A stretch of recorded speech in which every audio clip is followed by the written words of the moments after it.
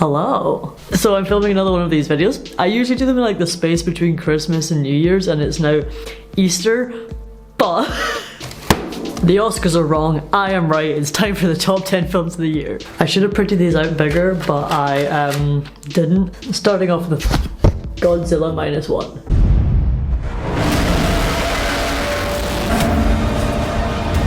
We all know Godzilla. Big monster destroys Japan.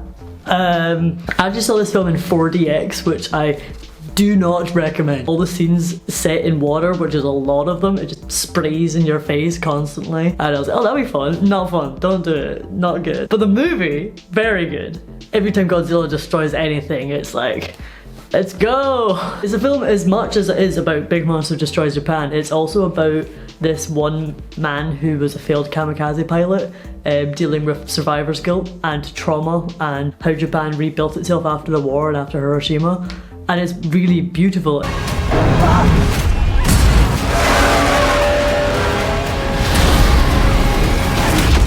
Next up is Emma Seligman's Bottoms. The print size was a mistake. Could the ugly, untalented gays please report to the principal's office? Guess that's you guys. Bottoms is a teen comedy sapphic fight club rom-com. I mean, if that hasn't sold you, like, I don't know what more I can say. It's a film about two girls acted by Rachel Sennett and Ayo Barati who want to lose their virginity to cheerleaders and start an all-female fight club. I'm gonna finally reverse stalk my stalker. Yeah! I'll be able to kill my stepdad. Awesome. Okay. The final scene is brutal and hilarious, and you get to watch queer women beat the shit out of American football players. It's really refreshing that it doesn't burden itself with the burden of representation. The queer characters in this film are arseholes. They're not good people. It's directed by Emma Seligman, and it's just so nice to see what the female gaze can do for the female gaze, you know? Are you cheating on me? I literally saw you yesterday. Shut nerd, I fucked your mom! Number 8 on our list, which is Into the Spiderverse. Spider-Man Into the Spiderverse. That's number 8 on our list, Spider-Man Across the Spiderverse. I really didn't want a sequel to Spiderverse. I thought the first film was so beautiful and such a contained story that when I found out they were doing a sequel that was a two-parter, I was like, but then I saw it. Fucking hell, like. We are supposed to be the good guys. We are.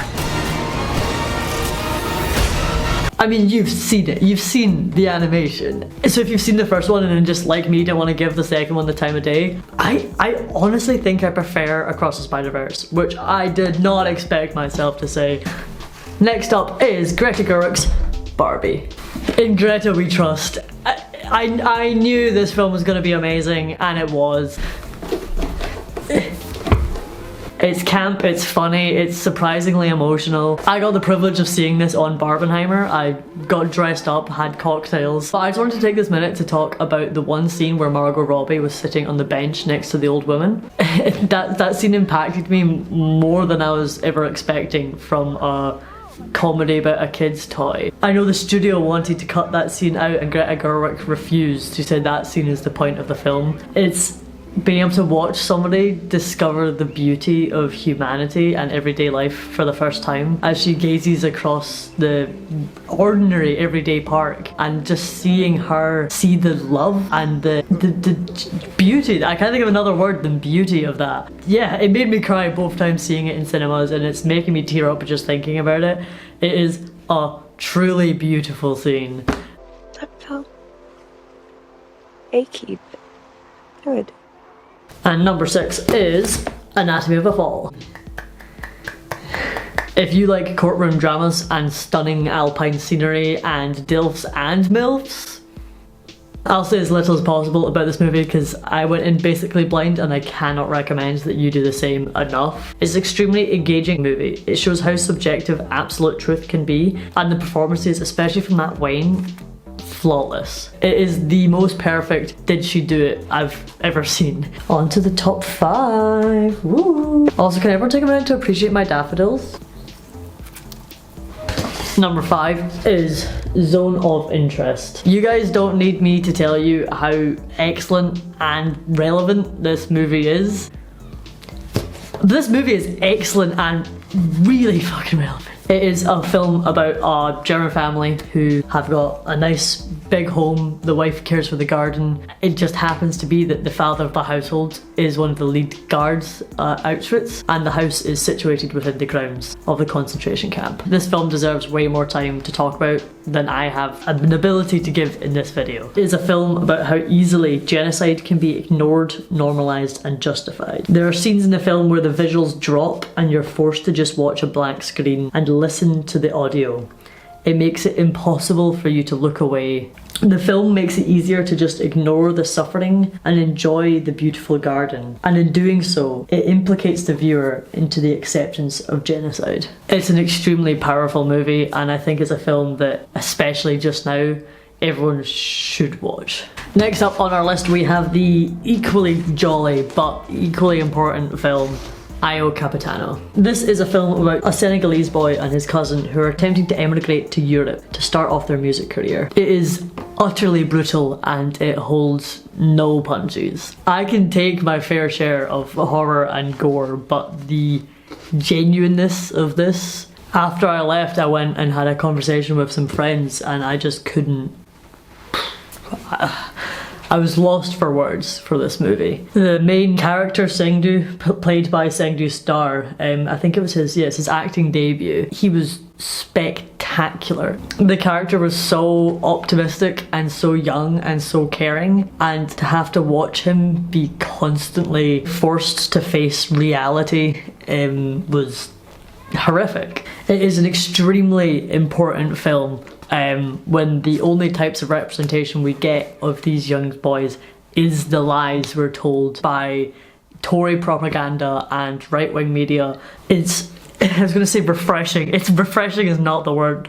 It's important to have these young lads' humanity being forced upon you, and it makes you reconsider every single life. Oh God, it's a good movie. Sorry, give me a moment and I'll circle back to the next film.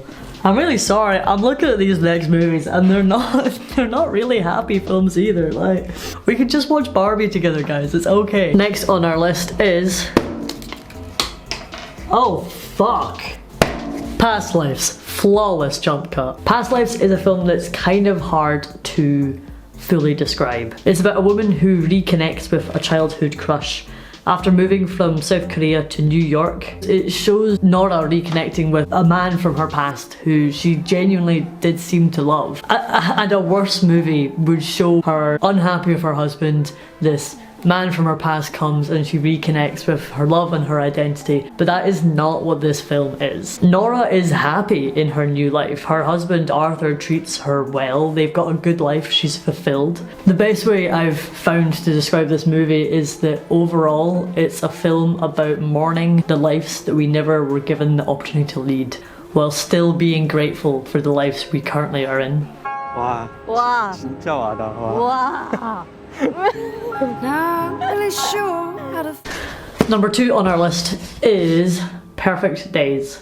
Perfect Days is a film about a man in Tokyo who cleans public bathrooms. It is a slow and meditative movie about a man who is truly content with his life and is someone who always remembers to appreciate the smallest pieces of beauty around him. It's a very slow movie and you'll find half the film just thinking about your own life as the plot slowly meanders forward. After the film ended, I went on a cycle ride and went home to water my plants. 今度は今度。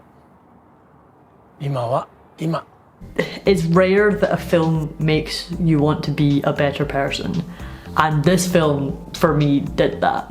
Number 1 is Molly Maring Walker's directorial debut, How to Have Sex. This one seems to have kind of fallen under the radar and I do not know why. Other than Mia McKenna Brucey's very well deserved Rising Star BAFTA, it's really been...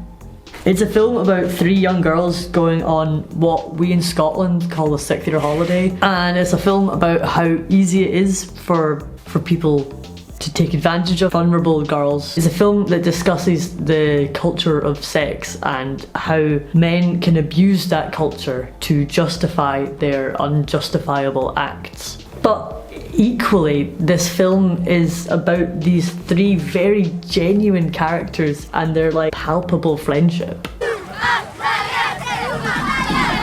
It's a directorial and writing debut from Manning, and it feels like a deeply personal story. Look who it is! I will wrap up this video. I apologise that I've not made a video in a while, but hopefully I plan to make some more. I enjoyed this one, and yeah, as ever, watch every film that I've talked about, because I'm right, the Oscars are wrong, and yeah, you'll have a good time watching them. You won't. Most of these films you won't have a good time with, but you should watch them anyway. They're just not very happy. Mwah. I still don't have a sign off for videos. I don't know how I don't still have a sign off for videos.